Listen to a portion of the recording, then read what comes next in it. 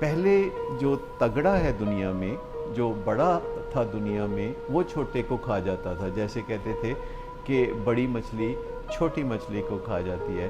لیکن آج کی دنیا میں جو فاسٹ ہے، جو تیز ہے، وہ سست کو کھا جاتا ہے. یعنی محض آپ کے لیے صحیح رستے پہ ہونا ضروری نہیں ہے، بلکہ تیزی دکھانا بھی ضروری ہے، اور سمارٹ ورک جو ہے وہ بہت ضروری ہے، اور ہارڈ ورک کی ویلیو دن بدن کم ہوتی جا رہی ہے. ہماری سوچوں کے ساتھ ساتھ جو چیز بہت اہم ہے، جو ہماری سوچوں کو بہت اچھی طرح یا بری طرح متاثر کرتی ہے، وہ ہمارا موڈ ہے. یعنی ہمارا جو موڈ اور مزاج اور موریل ہے، ان کا بہت گہرا تعلق ہے ہماری سوچوں سے، اور یہ ہماری سوچوں کو یکسر بدل سکتا ہے. ہمارا موڈ اور مزاج ہماری سوچوں کے دھارے کو چینج کر سکتا ہے. فیملی میں ہم ساتھ رہتے رہتے اصلاح پہ تل جاتے ہیں. یعنی ہم دوسرے کی زندگی میں دخل دیتے دیتے اپنی حدوں کو جو ہے وہ کراس کر جاتے ہیں، اور دوسرے کی حدوں کے اندر داخل ہو جاتے ہیں، جس سے کہ بڑے مسائل پیدا ہوتے ہیں. اگرچہ ہم زیادہ تر ایسا ان لوگوں کے ساتھ کرتے ہیں جن کے ساتھ ہمارا بہت ہی قریبی رشتہ ہوتا ہے. اب ایک اہم مسئلہ یہ بھی ہوتا ہے کہ خود ہمیں بھی اپنی زندگی میں، جب ہم دوسروں کی زندگی کو بدلنے کی کوشش کر رہے ہوتے ہیں اور حیران ہو رہے ہوتے ہیں کہ ہم اتنا اچھا لائحہ عمل بتا رہے ہیں تو دوسرا اس پہ عمل کیوں نہیں کر رہا.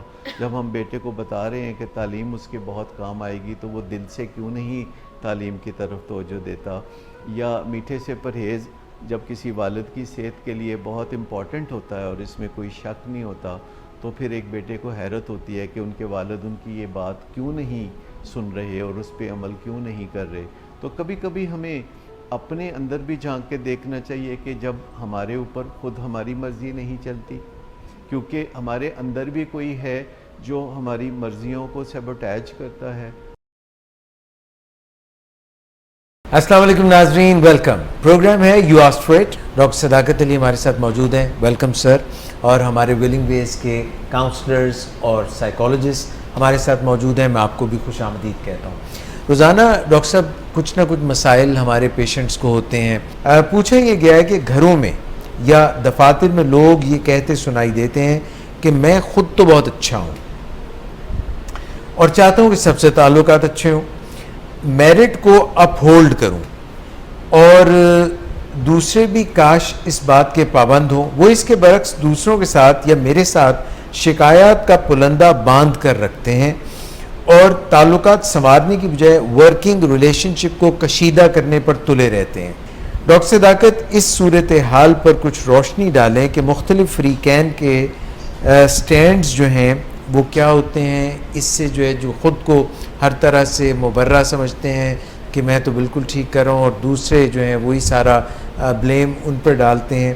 یعنی کہ از مختصر ڈاکٹر صاحب یہ ہے کہ جو شکایات آتی ہیں وہ کہتے ہیں کہ خود تو ہم بہت اچھے ہیں مگر سارا معاملہ دوسروں کا ہے. اچھا، گھروں میں اور دفاتر میں یہ بڑا عام منظر ہے کہ ایک شخص دوسرے سے جب بات کر رہا ہوتا ہے اور وہ اپنی کوئی بپتا بیان کر رہا ہوتا ہے، اپنا کوئی مسئلہ بیان کر رہا ہوتا ہے. جیسے اگر ساس بہو کے بارے میں بات کر رہی ہے تو اس کی کہانی کا لب لباب یہ ہوتا ہے کہ میں بہت اچھی ہوں اور میری بہو جو ہے وہ بہت مسائل پیدا کر رہی ہے. اسی طرح جب آپ کسی بہو کو بات کرتے ہوئے دیکھتے ہیں کسی سے، تو وہ یہ بتانا چاہ رہی ہوتی ہے کہ وہ بطور بہو بہت اچھی طرح اپنا کردار نبھا رہی ہیں، لیکن ان کو ساس سے بہت زیادہ مسائل ہیں.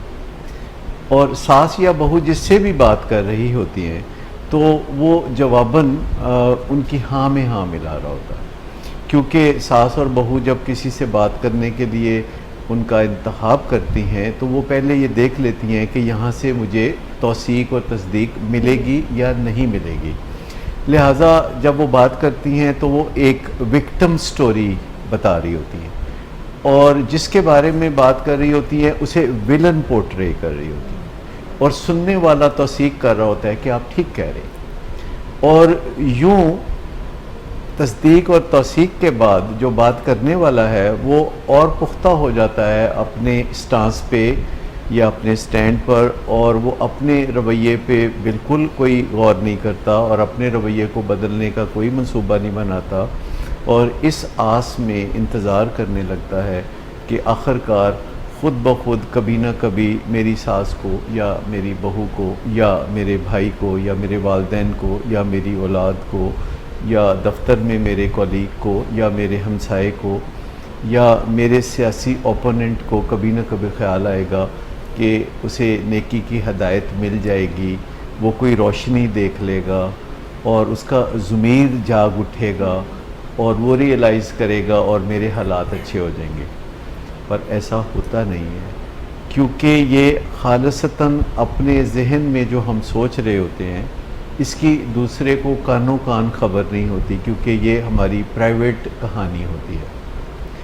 اور جب ہم بھی کچھ نہیں کرتے اپنے آپ کو بدلنے کے لیے اور ہم کچھ بھی نہیں کرتے دوسرے کو بدلنے کے لیے، تو عام طور پر حالات وقت کے ساتھ ساتھ ایسے ہی بگڑتے رہتے ہیں۔ جیسے پنیر کو کہیں رکھا جائے تو وہ خراب سے خراب تر ہوتا چلا جائے گا، اگرچہ آپ اسے خراب کرنے کے لیے کچھ بھی نہیں کر رہے، لیکن از خود جو وقت ہے وہ اس کو مزید خراب سے خراب تر کرتا چلا جائے گا۔ اور یہ جو بعض اوقات ہم انتظار کرتے رہتے ہیں کہ وقت گزرنے سے کوئی معاملہ بہتر ہو جائے گا، تو ایسا ہوتا نہیں، معاملہ بہتر بنانے سے بہتر ہوتا ہے۔ اور ایک اور بات یہ ہے کہ ہم اگرچہ بہت سے گیجٹس کا استعمال کرنا شروع ہو گئے ہیں اور ہماری زندگی بہت ماڈرن لگتی ہے، لیکن جس طرح ہماری سہولتیں ماڈرن ہیں یا ہمارے گیجٹس ماڈرن ہیں، ہمارا ذہن اتنا ماڈرن نہیں ہے۔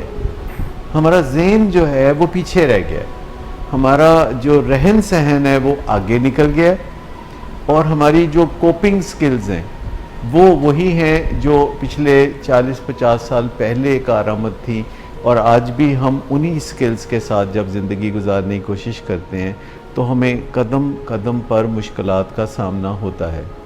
تو یہ جو عمومی ذہنی پسماندگی ہے جس میں ہم اپنے خیالات کو روشن نہیں کرتے، اپنے خیالات کو بہتر نہیں بناتے، اور اپنے خیالات کو حالات کے رحم و کرم پر چھوڑ دیتے ہیں کہ جب ہم دنیا میں آتے ہیں تو اس وقت ہم بالکل کمزور ہوتے ہیں اور ہماری کوئی سے نہیں ہوتی کہ کس قسم کے خیالات ہم اپنے اندر گرو کریں۔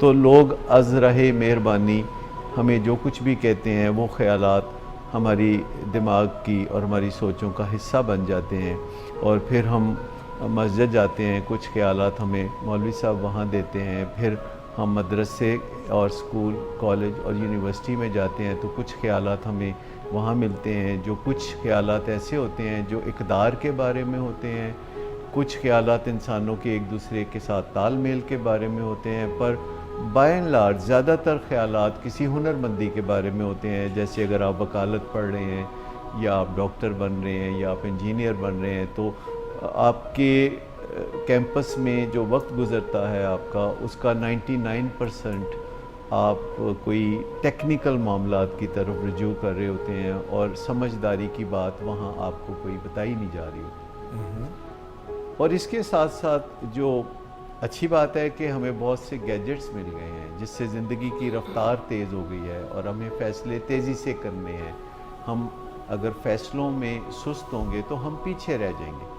پہلے جو تگڑا ہے دنیا میں، جو بڑا تھا دنیا میں، وہ چھوٹے کو کھا جاتا تھا۔ جیسے کہتے تھے کہ بڑی مچھلی چھوٹی مچھلی کو کھا جاتی ہے، لیکن آج کی دنیا میں جو فاسٹ ہے، جو تیز ہے، وہ سست کو کھا جاتا ہے۔ یعنی محض آپ کے لیے صحیح رستے پہ ہونا ضروری نہیں ہے، بلکہ تیزی دکھانا بھی ضروری ہے، اور سمارٹ ورک جو ہے وہ بہت ضروری ہے، اور ہارڈ ورک کی ویلیو دن بدن کم ہوتی جا رہی ہے۔ تو اس لحاظ سے یہ جو آپ نے سینیریو بیان کیا ہے، یہ ایک عام سینیریو ہے، اور ہمیں دیکھنا یہ ہے کہ اس سینیریو کو بدلنے کے لیے ہمیں کیا کچھ کرنے کی ضرورت ہے۔ سر، ایک مائنڈ سیٹ جو ہے وہ یہ تو ہوتا ہی ہے کہ آپ اپنے متعلق صحیح محسوس کرتے ہیں اور دوسرے کے متعلق جو ہے غلط محسوس کرتے ہیں، اور دوسرے کا پوائنٹ آف ویو سمجھنا جو ہے it is not natural to us, it is something that we have to learn. لیکن اسٹیون کوی جن کی 7 عادتیں دنیا میں بہت مشہور ہیں اور جنہوں نے دنیا کو بہت اچھی طرح بدلنے کا آغاز کر دیا ہے، ان میں जो पांचवी आदत है वो है कि पहले दूसरे की बात को गौर से सुन लें, फर्स्ट सीक टू अंडरस्टैंड। तो अपना नुक्ता नज़र जो है वो बाद में आप कायम करें या बयान करें, पहले दूसरे का नुक्ता नज़र सुनें, तो इससे बड़ी आसानी पैदा होगी कि आपको दूसरे के नुक्ता नज़र में से वो बातें भी पता चल जाएंगी कि जो वो अपने नुक्ता नज़र में बयान करते हैं, और बीच बीच में लफ्ज़ों के पीछे भी कुछ लफ्ज़ होते हैं, आप अगर उन पे गौर करें और उनको तवज्जो से सुने तो आपको वो बातें भी पता चल जाएंगी कि जो उन्होंने नहीं कही। सो अगर हम देखें तो हमारी ज़िंदगी के कुछ पहलू हैं जिन पे मैं तवज्जो दिलाना चाहूँगा, और दुनिया में आजकल साइकोलॉजी में जो लेटेस्ट थेरेपी है ये उसी से मुतल्लिक़ है, जिसे CBT कहते हैं, कोग्निटिव बिहेवियर थेरेपी। सर एक सवाल CBT जाने से पहले, आपने बताया कि हम अपने ख़यालात में, अपने नज़रियात में उस तरह से तरक्की नहीं कर रहे हैं जिस तरह से हमें करनी चाहिए, और इसके लिए ज़रूरी है कि हम जांच पड़ताल करें। हम दूसरों के बिहेवियर्स को, उनके एक्शंस को बड़े क्रिटिकल वे में एनालिसिस करते हैं, बट हम अपने एनालिसिस नहीं करते। सो हमें अपने एनालिसिस भी करने चाहिए, हमें अपने नज़रियात को देखना चाहिए, हमें अपने बिहेवियर्स को देखना चाहिए, हमें एक बर्ड्स आई व्यू रखना चाहिए कि हम जो आज ज़िंदगी गुजार रहे हैं तो कल आने वाले वक्त की रिस्पॉन्सिबिलिटी हम लेते हैं कि हम इससे अच्छी गुजारेंगे। सो क्या हमें प्रॉपर एनालिसिस अपने करने चाहिए और कैसे कर सकते हैं? आप जिस चीज़ की तरफ इशारा कर रही हैं वो अपने आप पर नज़र डालना या अपने गिरेबान में झांक के देखना जिसे कहते हैं हमेशा से, तो ये तो बहुत बड़ी हुनरमंदी है, बहुत बड़ी महारत है, बहुत बड़ी स्किल है, और ये स्किल चीफ़ एग्जेक्टिव्स के पास आमतौर पर आपको नज़र आएगी कि वो पल पल अपने रवैयों पर भी नज़र रख रहे होते हैं, थर्ड पार्टी की हैसियत से, थर्ड पर्सन की हैसियत से वो अपने रवैयों का कॉन्स्टेंटली लम्हा बलम्हा जायज़ा ले रहे होते हैं, और जिसे मेटाकॉग्निशन कहते हैं इस स्किल को। तो ये एक स्किल जो कि अपने आप पर एक नज़र डालने की तरफ इशारा करती है, तो ये स्किल भी बहुत एक्टिव है। कोग्निटिव बिहेवियर थेरेपी या CBT जिसे हम कहते हैं, इसमें 5 अज्जा हैं जिन पे थेरेपिस्ट आपको काम करने के लिए कहता है, या 5 जहतें हैं हमारी ज़िंदगी की, और अगर उन पे हम काम करें तो अल्टीमेटली हमारी ज़िंदगी बेहतर होगी। और अगर हमें एंग्जाइटी है या डिप्रेशन है या एंगर का सामना है, या अगर हमें इल्लतों का सामना है यानी एडिक्शंस का सामना है, चाहे वो सब्सटेंस अब्यूज़ हो या बिहेवियरल एडिक्शंस हो, तो अगर हमें एडिक्शंस का सामना है, चाहे कि वो हमारी सोचों की एडिक्शंस हो जैसे OCD है, तो इन सब में हमें अफाका होगा और हमें बेहतरी मिलेगी और हम कामयाबी से इन मुसीबतों से बाहर आ सकते हैं। उसमें जो पहली चीज़ है सबसे इम्पॉर्टेंट, जिसका हम बार बार तज़किरा करेंगे और एम्फसाइज़ करेंगे उसको, वो है हमारा थॉट, यानी हमारी सोचों का अंदाज़, जो हमारी सोचों का कंटेंट है, या हम सोचते किस तरह हैं, या आया हमारी सोचें जदीद हैं या हमारी सोचें पसमानदा हैं, या हमारी सोचें मफरूज़ों पर मबनी हैं, या हमारी सोचें हक़ाइक़ पर मबनी हैं। तो हमारी सोचें इसमें मरकज़ी किरदार अंजाम देती हैं कि हमारी ज़िंदगी का क्या बनेगा।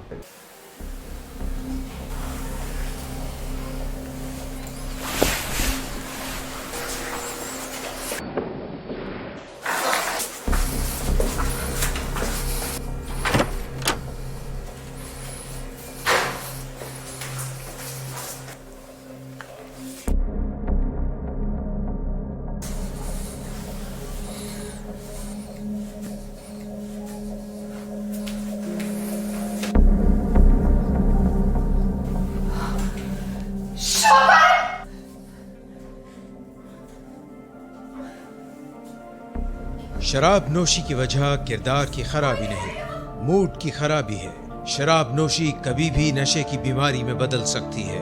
नशे की बीमारी हर स्टेज पर काबिले इलाज है। मदद हासिल कीजिए, क्योंकि वो ऐसा नहीं करेगा। विलिंग वेज से मदद हासिल कीजिए, कहीं से भी मदद हासिल कीजिए, लेकिन फौरी मदद हासिल कीजिए। जिस मुआवजे के इंतजार में आपने बहुत देर कर दी, अब वो दस्तक दे रहा है। मदद हासिल कीजिए, मदद हासिल कीजिए, मदद हासिल कीजिए।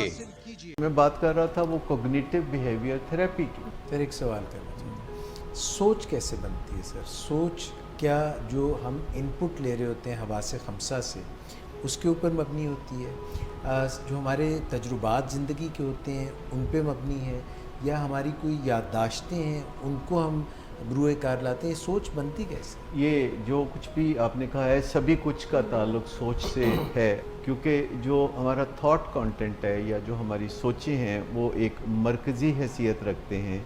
جیسے کہ کسی انڈے میں جیسے زردی ہوتی ہے تو آپ یوں سمجھیں کہ یہ ہمارا تھاٹ کا جو ہے حصہ ہے، اور وہ جو باقی سفیدی ہوتی ہے اس میں پھر 4 اور چیزیں ہیں، اور ان کا ہم اگر تھوڑا سا تجزیہ کر لیں یا ان کا ذکر کر لیں تو بات سمجھنے میں آسانی ہوگی. تو ہماری سوچوں کے ساتھ ساتھ جو چیز بہت اہم ہے، جو ہماری سوچوں کو بہت اچھی طرح یا بری طرح متاثر کرتی ہے، وہ ہمارا موڈ ہے.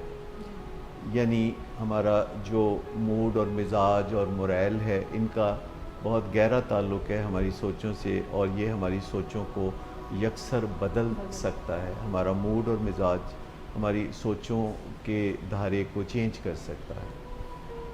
اور موڈ کے علاوہ پھر ہمارے بیہیویئرز ہیں جن کا بہت گہرا تعلق ہماری سوچوں سے بھی ہے اور ہمارے موڈ سے بھی ہے، کیونکہ یہ سب چیزیں ایک دوسرے کو متاثر کرتی ہیں. جیسے ہمارا موڈ ہماری سوچوں کو متاثر کرتا ہے تو ہماری سوچیں ہمارے موڈ کو متاثر کرتی ہیں، اور ہماری سوچیں اور موڈ مل کے بیہیویئر کو متاثر کرتے ہیں، اور بیہیویئر واپس ہماری موڈ اور سوچوں پر اثر انداز ہوتا ہے. تو ہمارا جو بیہیویئر ہے، بیہیویئر ہم اسے کہتے ہیں جو کہ نظر آتا ہے، جو دوسرے دیکھ سکتے ہیں، جو دوسرے ناپ تول کر سکتے ہیں، کسی نہ کسی طرح اس کی پیمائش کر سکتے ہیں. تو ہمارا جو بیہیویئر اور ہماری سوچیں اور ہمارا موڈ، ان 3 اہم چیزوں کے بعد ہماری انوائرمنٹ ہے جو کہ بہت اہم ہوتی ہے کہ ہمارے گرد و پیش میں کیا ہو رہا ہے. ہمارے حواس خمسہ کے ذریعے کون سی چیزیں ہماری سوچوں پر اثر انداز ہو رہی ہیں، یا ہمارے موڈ پر یا ہمارے بیہیویئر پر، کیونکہ یہ سب چیزیں ایک دوسرے کے ساتھ انٹریکٹ کر رہی ہوتی ہیں اور بڑی فاسٹ سپیڈ کے ساتھ انٹریکٹ کر رہی ہوتی ہیں. جیسے کہ سیکنڈ کے 100ویں حصے میں ہمارا موڈ بدل سکتا ہے. کوئی منظر دیکھنے کے بعد ہمارے اندر یکسر تبدیلی آ سکتی ہے، ہمیں غصہ آ سکتا ہے، ہمیں بے چینی ہو سکتی ہے. سو ان 4 چیزوں کے علاوہ جو 5ویں چیز بہت ہی اہم ہے وہ ہمارے فزیکل ری ایکشنز ہیں، کہ کچھ دیکھ کے ہمارے پٹھے کھچ جاتے ہیں، یا ہمارا دل تیز تیز دھڑکنا شروع ہو جاتا ہے، یا ہمیں ایسے لگتا ہے کہ جیسے ہمارے معدے میں کچھ تکلیف سی ہونے لگتی ہے، اور ہماری آنکھوں میں تبدیلی آ جاتی ہے، اور ہماری آنکھوں کی پتلیاں پھیل سکتی ہیں. تو جو بھی مناظر ہم دیکھتے ہیں یا جو باتیں ہم سنتے ہیں یا بعض اوقات جو باتیں ہم سوچتے ہیں، ان کا اثر ہماری فزیکل بینگ پر بھی ہوتا ہے. یعنی ہماری جو جسمانی حیثیت ہے اس پہ بھی ان کا اثر ہوتا ہے، اور خوف کی حالت میں ہمارا جسم اور طرح سے ری ایکٹ کرتا ہے، اور جب ہم خوش ہوتے ہیں تو یہ اور طرح سے اپنا اظہار کرتا ہے، ہمارا جسم خوشی کا اظہار کرتا ہے. اور حتیٰ کہ ہمارے جذبات کبھی کبھی ہماری جلد پر اثر انداز ہوتے ہیں. کئی دفعہ جو کہتے ہیں کیل کانٹے نوجوانی میں بہت نکلتے ہیں، تو ان کا تعلق ہمارے جذبات سے اور ہماری سوچوں کی گھٹن سے بھی ہوتا ہے. تو یوں سمجھے کہ انسان ویسے تو سیپریبل نہیں ہے، انسیپریبل ہے.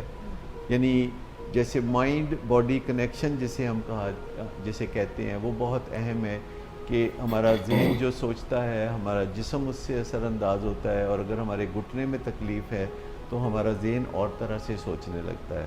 اگر ہم تھکاوٹ میں ہیں تو ہماری سوچوں کا دھارا کسی اور طرح سے بہنا شروع ہو جاتا ہے، اور اگر ہماری نیند پوری نہیں ہوئی تو ہماری بے چینیاں ابھر کر سامنے آنے لگتی ہیں.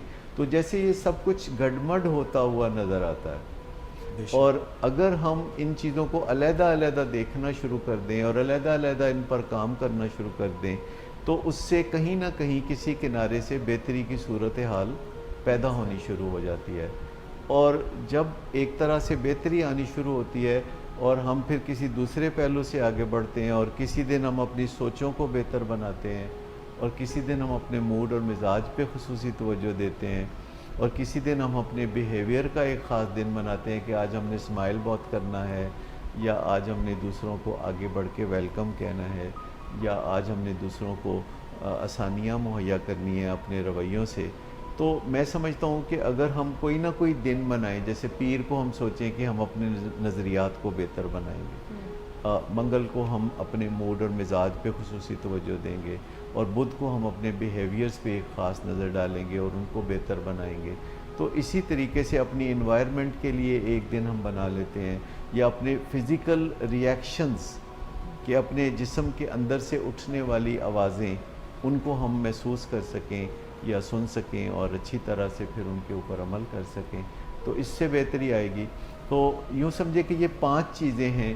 تو پیر، منگل، بدھ، جمعرات اور جمعے تک ہم نے یہ کیا، اور پھر ہفتہ اور اتوار ہم تھوڑا ریلیکس ہو کے ایک ایسی زندگی گزار سکتے ہیں جس میں ہمیں یہ نہ لگے کہ ہمیں ہر روز کچھ نہ کچھ کرنا پڑتا ہے، اور پیر کے دن پھر آپ ایسا شروع ہو جائیں. پھر جب آپ کو تھوڑی پریکٹس ہو جاتی ہے اور آپ کو فوائد آنے لگتے ہیں، تو پھر آپ یہی کام روز کر سکتے ہیں کہ صبح اٹھ کے آپ اپنے موڈ اور مزاج پہ تھوڑا کام کر لیں، پھر آپ اپنے نظریات کو تھوڑا سا چمکا لیں، اور پھر آپ اپنے بیہیویئرز کے اوپر توجہ دیں، کیونکہ اب آپ نے ڈے ٹو ڈے کام کا آغاز کرنا ہے، اور پھر ہر وقت اپنے اندر ہونے والی فزیکل جو چینجز ہے ان کو محسوس کرتے رہیں کہ ہمارے اندر ٹھہراؤ ہے یا نہیں ہے، کہیں ہمارے پٹھے کھچاؤ کا شکار تو نہیں ہے، کہیں ہمیں کوئی ٹینشن تو نہیں ہو رہی.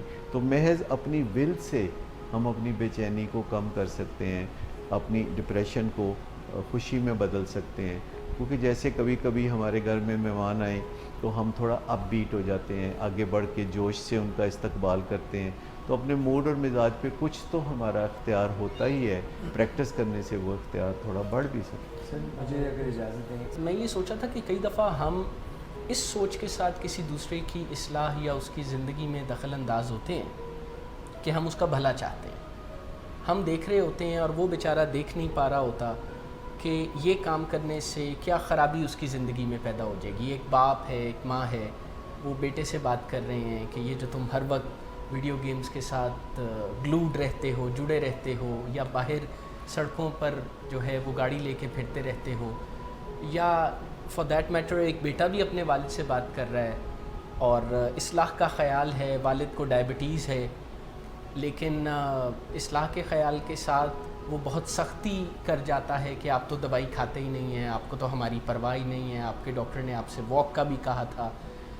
تو یہ جو سوچ کا دھارا ہے، جب اسے کیا یہ اصلاح کا کوئی جنون ہے؟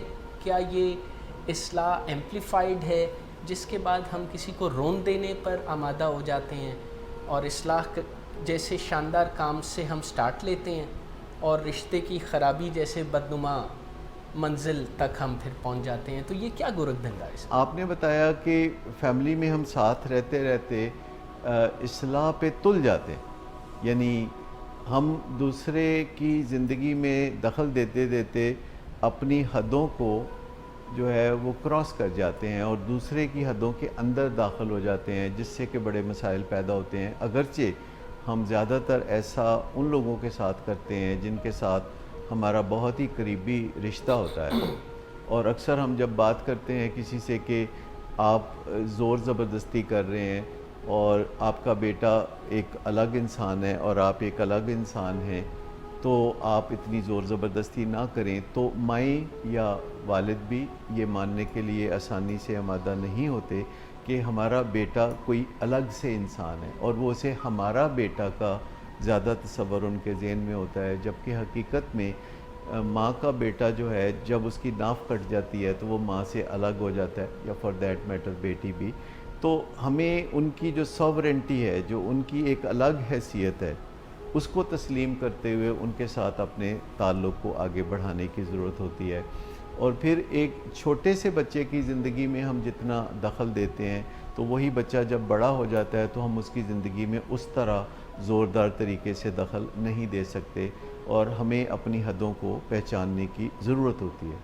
اب ایک اہم مسئلہ یہ بھی ہوتا ہے کہ خود ہمیں بھی اپنی زندگی میں جب ہم دوسروں کی زندگی کو بدلنے کی کوشش کر رہے ہوتے ہیں اور حیران ہو رہے ہوتے ہیں کہ ہم اتنا اچھا لائحہ عمل بتا رہے ہیں تو دوسرا اس پہ عمل کیوں نہیں کر رہا.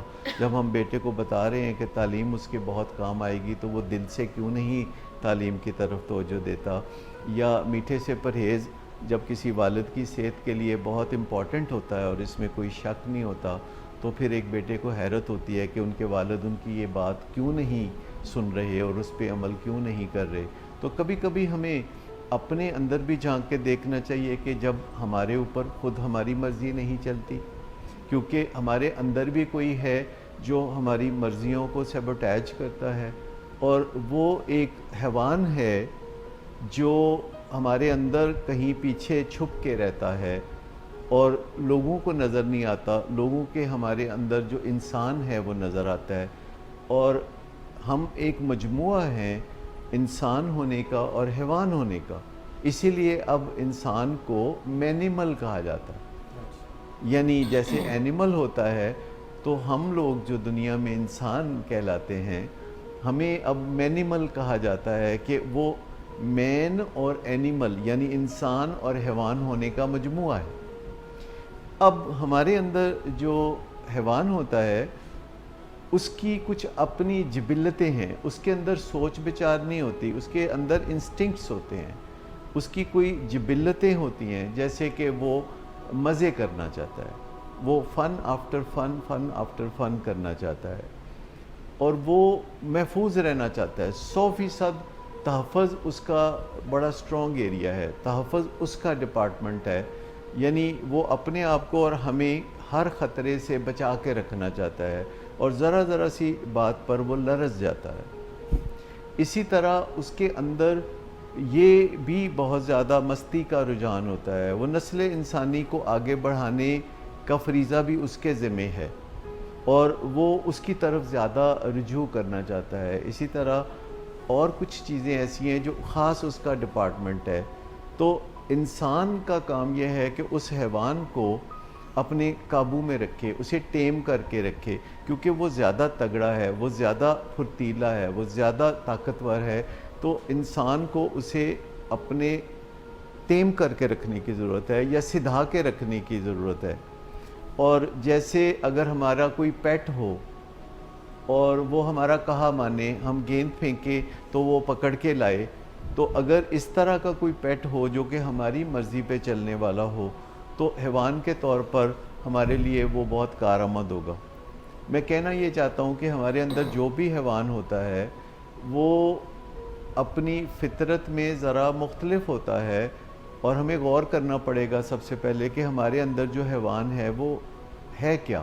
پچھلے دنوں میں ایک فیملی کاؤنسلنگ میں بات کر رہا تھا تو بہت سے لوگ بیٹھے تھے، تو میں نے انہیں کہا کہ آپ اپنے اندر جھانک کے دیکھیں کہ آپ کے اندر کا حیوان کون ہے.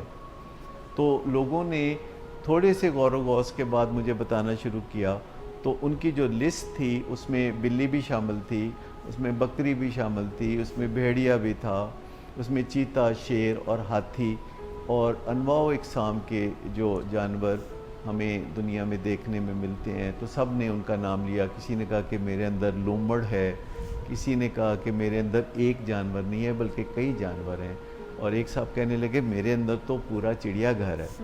تو اگر ہمارے اندر جو بھی حیوان ہے یا حیوانات ہیں، اگر ہم ان کو پہچاننے لگیں اور ان کو سدھا لیں اور ان کے ساتھ دو بدو ٹکر لینے کی بجائے ان کو اپنے تابع بنا لیں، یعنی اپنا پیٹ بنا لیں، تو پھر ہماری مرضی ہمارے اوپر چلنے لگے گی، کیونکہ ہمارے اندر کا حیوان ہماری مرضی کو سیبوٹیج نہیں کرے گا. اور یہ ایک پروسیس ہے جو کہ ہمارے اندر کا انسان کر سکتا ہے، کیونکہ ہمارے اندر کا انسان اس دنیا سے کنیکٹڈ ہے. اگر ہم اپنے نظریات پر کام کرتے رہیں اور نظریات کے معاملے میں پیسو رویے کی بجائے ایکٹیو رویہ رکھیں، یعنی ایسا نہ ہو کہ کوئی بھی آ کے ہمیں کوئی نظریہ دے جائے، تو اگر ہم خود آگے بڑھ کے نظریات کو چنیں گے اور بہترین جگہوں سے اپنے نظریات کو چنیں گے اور روزمرہ اپنے نظریات کو آپ پالش کریں گے، تو پھر ہمارے حیوان کے لیے ممکن نہیں ہوگا کہ وہ ہمارے منصوبوں کو یا ہمارے ارادوں کو سیبوٹیج کرے. تو یہ ایک پروسیس ہے جسے CBT میں آگے بڑھایا جاتا ہے، جس میں مرکزی توجہ آپ کی نظریات پہ رہتی ہے، تھاٹس پہ رہتی ہے یا زاویہ نگاہ پہ رہتی ہے.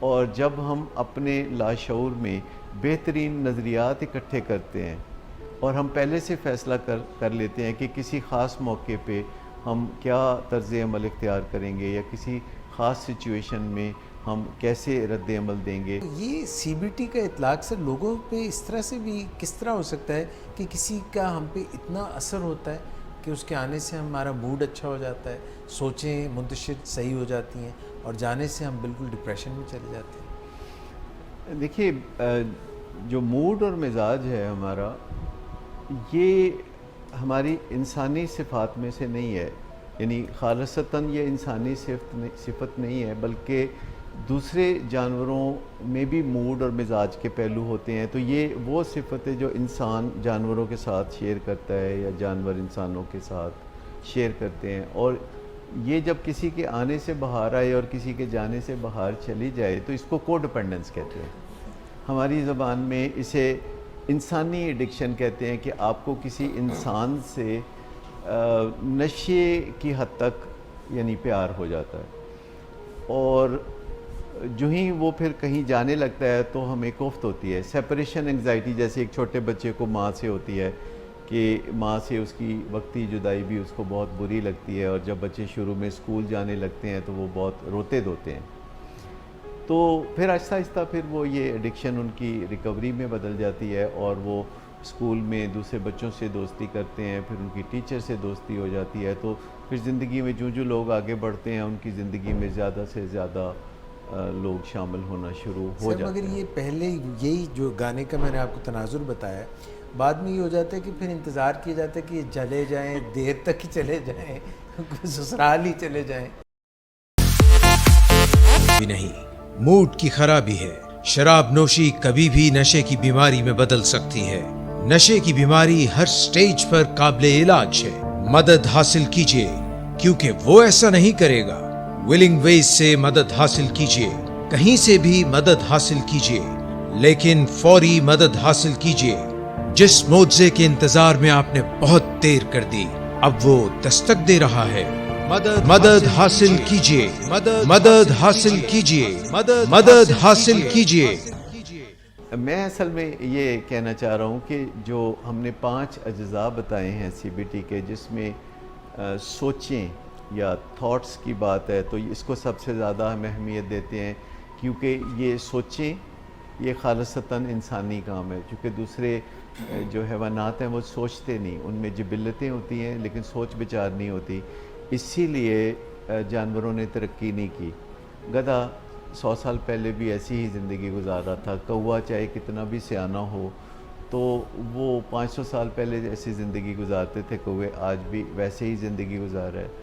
تو سوچنے کی بات یہ ہے کہ ہماری جو سوچوں کا پہلو ہے اس پہ فوکس کتنا ہونا چاہیے, اور موڈ اور مزاج اور بیہیویئرز اور انوائرمنٹ اور فزیکل سمٹمز یا فزیکل ریئیکشنز, تو یہ ساری وہ چیزیں ہیں جو ہم دوسرے جانداروں سے شیئر کرتے ہیں. تو سی بی ٹی میں 5 چیزوں میں سے 4 چیزیں وہ ہیں جن سے ہم اپنے اندر کے حیوان کو قابو میں رکھتے ہیں, اور ایک چیز جو سب سے اہم ہے وہ سوچیں ہیں یا تھاٹس ہیں جن سے گرومنگ کرتے ہیں ہم اپنے انسان کی. اور ہمارے انسان کی گرومنگ پہ ڈیپینڈ کرتا ہے کہ وہ اپنے حیوان کے ساتھ کیسا تال میل بنا کے رکھے گا, اور اس سے ٹکراؤ کی پالیسی پہ جانے کی بجائے, یعنی اس سے ٹکرانے کی بجائے سائیڈ سے گزر کے اپنی منزل کی طرف رواں داواں رہے.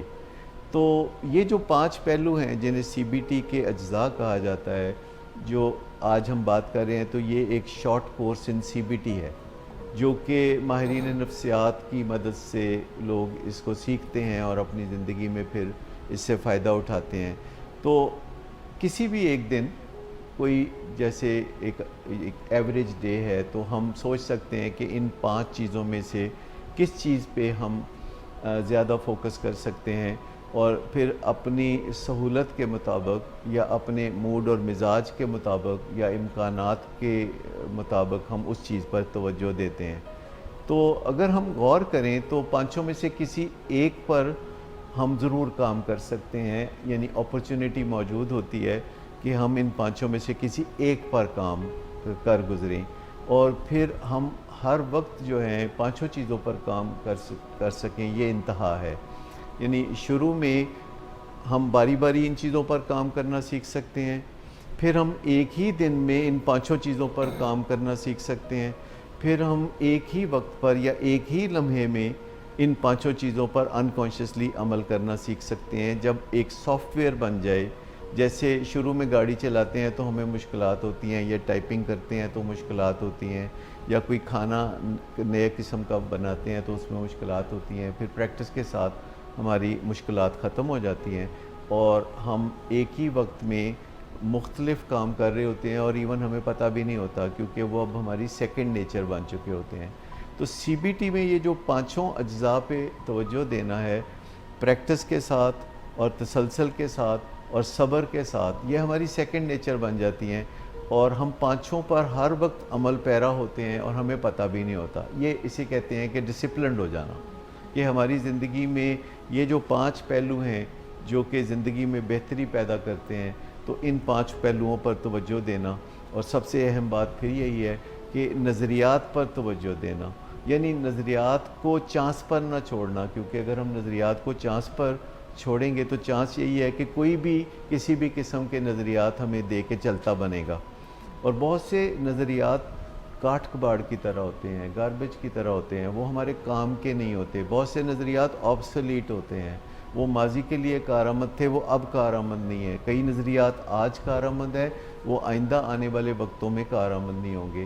تو ہمیں اپنے نظریات کو تھوڑا ری وزٹ کرنے کی ضرورت ہوتی ہے کہ کون سے نظریات ہماری زندگی میں کارآمد ہیں تو انہیں ہم جاری رکھتے ہیں.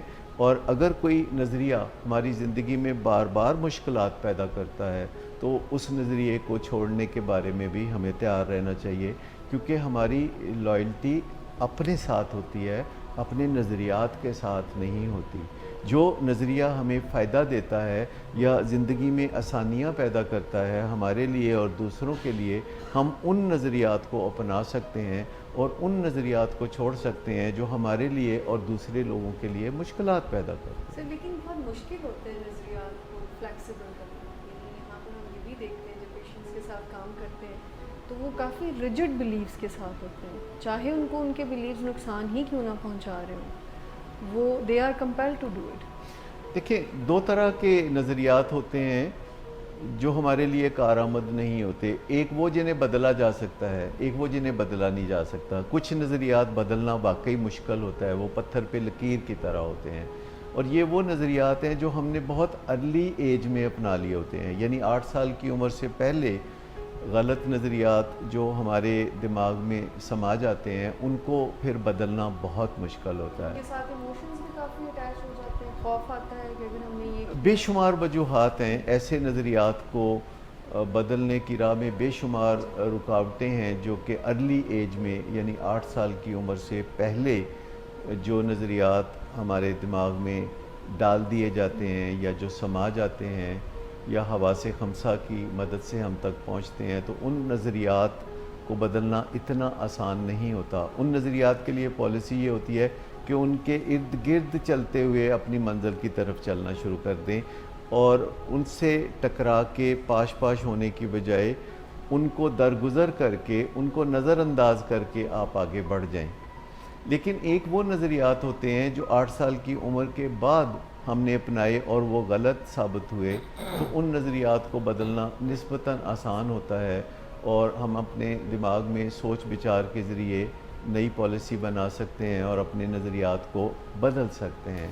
اچھا, اپنے نظریات کے ساتھ وفاداری ہم سب کا خاصہ ہے, لیکن ہم میں سے کچھ یہ بیریئر توڑ دیتے ہیں اور اپنے نظریات کے ساتھ وفاداری رکھنے کی بجائے اپنی ذات کے ساتھ وفاداری رکھتے ہیں کہ کون سے نظریات ہماری زندگی کو بہتر بنا سکتے ہیں اور کون سے نظریات ہماری زندگی میں نتائج کو بہتر کر سکتے ہیں.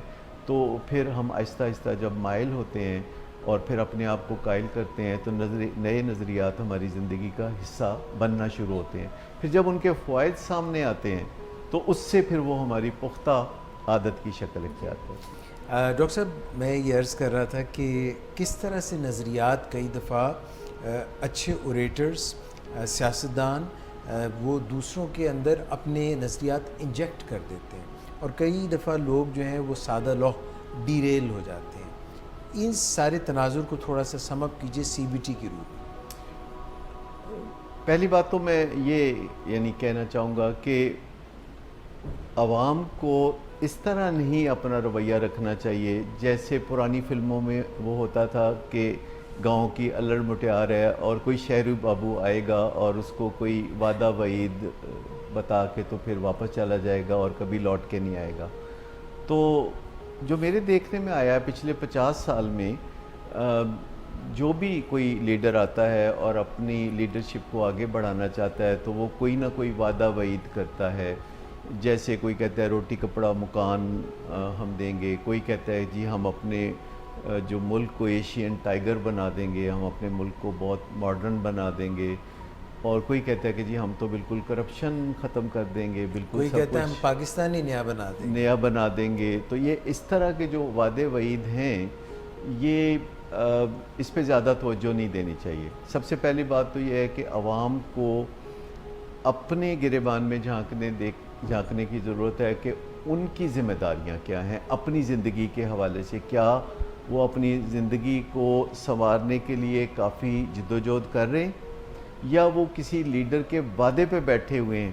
کیونکہ کسی کے وعدے پہ بیٹھ کے انتظار کرنا آسان لگتا ہے لیکن یہ زیادہ قرینے قیاس نہیں ہوتا کہ اگر آپ اپنے آپ کو حالات کے رحم و کرم پر چھوڑیں گے تو آپ کی زندگی بہتر شکل اختیار کر جائے گی. سر اس کے پیچھے بھی تو نظریات کا ہی تعلق ہے کہ یہ نظریہ رکھنا کہ کوئی آئے گا اور ریسکیو کرے گا ہمارے حالات کو. کیونکہ میں تو اس لیڈر کے انتظار میں ہوں جو عوام کی آنکھوں میں آنکھیں ڈال کے کہے کہ تم اپنا وقت کیوں ضائع کرتے ہو, تم اپنی ذمہ داریاں کیوں نہیں اٹھاتے, تم اپنے حصے کا کام کیوں نہیں کرتے, تم اپنی ذات کو بہتر بنانے کے لیے اور اپنے حالات کو بہتر بنانے کے لیے. پاپولر سینٹیمنٹ یہ پاپولر سینٹیمنٹ نہیں ہے, لیکن میں سمجھتا ہوں کہ جیسے اگر ہمارے لیڈرز کو دیکھا جائے تو ان کی زندگی میں کامیابیوں کے راز نظر آتے ہیں. اگر آپ دیکھیں تو عمران خان کی زندگی میں کامیابی کا راز یہ نظر آتا ہے کہ وہ ہمت نہیں ہارتے, وہ جو ٹھان لیتے ہیں وہ کر گزرنے کے لیے جو وہ کمر باندھ لیتے ہیں تو پھر وہ رکتے نہیں ہیں اور وہ کبھی نا امید نہیں ہوتے. تو یہ وہ ایک بہت بڑی خوبی ہے جس سے عمران خان نے اپنی زندگی میں کامیابیوں کو اسٹیبلش کیا ہے. تو اگر عمران خان لوگوں کو یہ سکھا دیں کہ کس طرح ایک پختہ عزم کے ساتھ چلتے ہیں اور کس طرح گول سیٹنگ کرتے ہیں اور پھر کس طرح کبھی نا امید نہیں ہوتے جب تک کہ منزل مل نہیں جاتی, تو بہتر ہوتا کہ عمران خان لوگوں کو یہ سکھا دیتے, پاکستانی قوم کو یہ ایک بہت بڑی بات سکھا دیتے. اور اگر آصف زرداری صاحب کو دیکھا جائے تو آپ دیکھیے کہ وہ اپنی زندگی کے حالات کو اپنی مرضی کے سانچے میں کیسے ڈالتے ہیں, کیسے وہ تال میل بناتے ہیں لوگوں سے, کیسے وہ ضرورت کے مطابق فلیکسیبل ہو جاتے ہیں, کیسے وہ اپنے نظریات کو بدل کے اپنی زندگی کو کامیابی کی طرف رواں دواں رکھتے ہیں. تو اگر وہ عوام کو یہ سکھا دیتے تو کتنا اچھا ہوتا. اور اگر نواز شریف کو دیکھا جائے تو ان کا موڈ اور مزاج کس قدر ان کے قابو میں ہے اور وہ کس طرح زندگی میں انہوں نے ترقی کی. وہ 3 دفعہ وزیر اعظم بنے اور انہوں نے ملک کو بھی ترقی کی راہ پہ ڈالا. انہوں نے یہاں موٹر ویز بنائی, یہاں لوگوں کو ایک نیا ویژن دیا. انہوں نے بولا کہ ہم اسے ایشین ٹائیگر بنا دیں گے, اور انہوں نے اپنی بے پناہ دولت بھی حاصل کی زندگی میں. انہوں نے بے پناہ فیکٹریاں لگائیں, بے پناہ کاروبار کیے. ان کے خاندان نے اگرچہ کیے کیونکہ وہ خود سیاست میں آنے کے بعد کاروبار سے تھوڑا الگ تھلگ رہے, لیکن اگر دیکھا جائے تو شہباز شریف اور نواز شریف اس قوم کو خوشحالی کا راز تو بتا ہی سکتے ہیں, دولت کمانے کا راز تو بتا ہی سکتے ہیں. اگر ان کے خاندان کے بچے دولت کما سکتے ہیں تو یہ سارے پاکستان کے لوگ, یہ سارے پاکستان کے بچے بھی تو ان کے بچے ہیں. تو ان کو یہ ہنر کبھی کیوں نہیں سکھاتے کہ کس طرح دولت کمائی جاتی ہے, کس طرح خوشحالی حاصل کی جاتی ہے. ابھی کل ہی وہ کہہ رہے تھے کہ اگر انسان خوش رہنا چاہے تو ہر حالت میں خوش رہ سکتا ہے. زندگی میں اتار چڑھاؤ تو آتے ہی رہتے ہیں, اور اگر آپ اللہ سے دعا مانگیں تو وہ آپ کو ضرور استقامت دیتا ہے کہ آپ مشکل حالات کا مقابلہ بھی خوشی کے ساتھ کر سکتے ہیں. تو یہ وہ خوبیاں ہیں جو ہمارے ان 3 گروہوں یا 3 سیاسی جماعتوں کے جو لیڈرز ہیں یہ ان کی خوبیاں ہیں، تو اگر وہ یہ خوبیاں عوام میں انسٹل کر دیں، یعنی عوام کے دماغ میں اچھی طرح سے یہ باتیں بٹھا دیں، یا یہ سافٹ ویئر پروگرام وہ عوام کے دماغ میں بہت اچھی طرح سے وہ اتار دیں، تو میرا خیال ہے کہ پھر انہیں کوئی جھوٹے وعدے کرنے کی کبھی ضرورت پیش نہیں آئے گی، اور یہ قوم اپنی بہتری کے لیے خود ہی کمر کس کے آگے بڑھنا شروع ہو جائے گی۔ پھر ہمیں ایک ایڈمنسٹریشن چاہیے ہوگی، سادہ سی ایڈمنسٹریشن جیسے نیوزی لینڈ میں ہوتی ہے، یا آسٹریلیا میں، یا یو کے میں، یا امریکہ میں ہوتی ہے، اور وہ اپنے آپ کو ایڈمنسٹریشن کہتے ہیں، جیسے کہتے ہیں ٹرمپ ایڈمنسٹریشن۔ تو اسی طرح پاکستان میں ایک بیوروکریسی ہے جو ریاست کا حصہ ہے، عدلیہ ہے، فوج ہے، پولیس ہے، اور ایک سارا نظام ہے جو بہت اچھے طریقے سے چل سکتا ہے۔ لیکن اگر ہم ایسے ہی لٹھ لے کے پیچھے پڑ جائیں کہ ہم نے آج شام سے پہلے کرپشن ختم کرنی ہے، اور ایک نعرے کے طور پر اس چیز کو لے کے چلیں، تو مجھے بتائیے کرپشن ختم کرنی ہے تو ٹھیک کرنے والے تو پہلے ایسے ہونے چاہیے جن کے اوپر کرپشن کا کوئی شائبہ نہ ہو۔ تو اگر ہم اپنے ملک میں دیکھیں تو فوری طور پر کرپشن ٹھیک کرنے کا کوئی طریقہ نظر نہیں آتا۔ ایک ایوولوشنری پروسیس ہے جو آگے بڑھ رہا ہے، اور پہلے کی نسبت کرپشن کم ہو رہی ہے۔ اگر ہم دیکھیں کہ جو 70 کی دہائی میں یا 80 کی دہائی میں پاکستان میں کرپشن تھی، اب وہ کرپشن اس طرح موجود نہیں ہے۔ 70 کی دہائی میں اگر آپ کسی وزیر کے پاس سفارش کے لیے جاتے تھے تو وہ ہم ہی بھر لیتا تھا۔ آج آپ کسی وزیر کے پاس کسی کام کے لیے یا کسی سفارش کے لیے جائیں، وہ معذرت کر لیتا ہے۔ تو یہ ایک چینج تو آئی ہے، اور پاکستان بھی بہتری کی طرف جا رہا ہے، لیکن یہ ایک نیچرل ایوولوشنری پروسیس ہے جو آہستہ آہستہ تیز تر ہوتا جا رہا ہے۔ تو ان چیزوں پہ اگر ہم توجہ دیں تو ہماری قوم زیادہ بہتری سے آگے بڑھ سکتی ہے۔ ابھی بھی پچھلے 70 سال میں سمجھتا ہوں کہ ہم نے خاطر ترقی کی ہے۔ ہمارے بہت سے مسائل ہیں جو ابھی بھی باقی ہیں، اور بہت سے مسائل ہیں جو ہم نے حل بھی کیے ہیں۔ سر ایک میں یہ عرض کرنا چاہوں گا کہ لیڈر جو ہے وہ کہتا ہے کہ تمہارا پینسیا، تمہیں بچانے والا، تمہارا مسیحا میں ہوں، تم دیکھو میرے پیچھے چلو، جو میں لائن ٹو کرتا ہوں اس پہ چلو۔ ایک اور طاقت آتی ہے، وہ کہتی ہے کہ اس ملک کو بچانے والے فقط ہم ہیں، اگر ہمیں کچھ تم نے نقصان دیا یا ہماری جو ہیجمنی ہے اس کو اگر تم نے ذرا سا بھی چھوا تو گیا ملک۔ اگر کوئی اور کسی کے پاس عہدہ ہے، وہ کہتا ہے کہ سارا جو معاملہ ہے اس کو ٹھیک کرنے والے ہم ہیں، ہم نے ایک ایکشن لینا ہے، ادھر بھی ایکشن لینا ہے، ادھر بھی لینا ہے۔ تو یہ سارا سر عوام جو ہیں ان کو یہ جب بتایا جاتا ہے کہ تم میرے پیچھے چلو گے، ہمارے ساتھ چلو گے، تو عوام کا اس میں کیا رول ہے؟ دیکھیں، اگر آپ کو میں مثال دوں فٹ بال کی گیم کی، اور اگر کوئی یہ رویہ اختیار کرے کہ فٹ بال اس کے پاؤں میں آ گیا ہے، اور اب سینٹر پوائنٹ سے لے کے گول تک اس نے بال کو اپنے پاؤں میں رکھنا ہے اور خود ہی گول کرنا ہے، تو گول ہو نہیں سکے گا۔ لیکن اگر آپ ٹیم ورک میں بلیو کرتے ہیں اور کبھی کسی کو پاس دیتے ہیں اور کسی سے واپس لیتے ہیں، اور پھر جو بہترین پوزیشن میں ہوتا ہے وہ گول کر سکتا ہے اور گول کر دیتا ہے، تو یہ اچھا طریقہ ہوگا۔ ہمارے ملک میں یہ دیکھنے میں آیا ہے، چاہے وہ شاید نیک نیتی سے ہی ہو، کہ کوئی نہ کوئی شخص اس کام کا بیڑا اٹھا لیتا ہے کہ اب سارے گول اس نے ہی کرنے ہیں جی، اور پھر اس کے لیے جب مشکل ہو جاتا ہے تو سارے گول اپنے طرف ہی کرنا شروع کر دیتا ہے۔ تو اس سے مقصد گول کرنا چاہے، اگر دوسرے کو نہیں اپنے گول میں کر، ہاں، تو یہ اپنے رویوں پہ نظر نہ ڈالنے کی وجہ سے ہے۔ اور ہمارے ہاں یہ دیکھنے میں آتا ہے کہ جیسے کچھ لوگ تو بالکل ذمہ داری اٹھانے کے لیے تیار نہیں ہوتے، اور پھر کچھ اور لوگ ہیں جو تمام ذمہ داریاں اپنے کندھے پر اٹھانے پر بضد ہوتے ہیں۔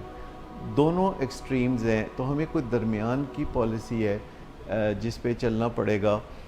اور اس میں یہ ضرور کہنا چاہوں گا کہ جو انسان ہونے کے ناطے ہمارے نظریات ہیں، ہمیں ان پہ تھوڑا توجہ دینی پڑے گی، ہمیں فوکس ادھر کرنا پڑے گا کہ ہم جس دور میں جی رہے ہیں کیا ہمارے نظریات اس دور سے میچ کرتے ہیں۔ جب ہم اس دور کے تقاضوں پر توجہ دیں گے اور اس کے مطابق اپنے نظریات کی نشو و نما کریں گے، تو ہماری زندگی نہ صرف آسان اور سہل ہو جائے گی بلکہ ہمارے لیے بہتر نتائج بھی سامنے آنے لگیں گے. میٹاکوگنیشن یعنی آپ کہہ رہے ہیں کہ ہم سب کو میٹاکوگنیشن کو جو ہے وہ اپنی لائف میں لے کر آنا. جی بالکل. اور سر ایک یہ بھی شاید بات ہے کہ لیڈر وہی ہیں جو دوسروں کو انسپائر کرتے ہیں کہ جو گن ان کے اندر چھپے ہوئے ہیں ان کو پہچانیں. ہاں لیڈر کا مطلب ہے جس کے پیچھے لوگ چلے. اور اگر لیڈر بار بار ایسے رویے کرے کہ جی یہ میں نے فیصلہ کیا تھا تو لوگوں کا بڑا رد عمل آ گیا تو میں نے فیصلہ چینج کر دیا ہے، اور پھر یہ فیصلہ کیا تو پھر لوگوں کا رد عمل آ گیا تو پھر میں نے فیصلہ چینج کیا، تو مجھے اس سے وہ ایک کہانی یاد آتی ہے جس میں ایک باپ بیٹا اپنے گدھے کے ساتھ جا رہے تھے تو پھر انہوں نے کتنے پینتڑے بدلے، اور وہ کبھی گدھے پہ سوار ہوتے تھے اور کبھی پھر گدھے کو اپنے سر پہ سوار کرتے تھے. تو یہ جو گدھے کو سر پہ سوار کرنے والا نسخہ ہے میرے خیال ہے کسی کے لیے بیکار آمد نہیں ہو سکتا. تھینک یو ڈاکٹر صداقت، بہت شکریہ آپ کا. آپ سب کا بھی بہت شکریہ. ناظرین thank you very much for being part of our show. You ask for it. انشاءاللہ پھر حاضر ہوں گے. اپنا خیال رکھیے گا. اللہ حافظ.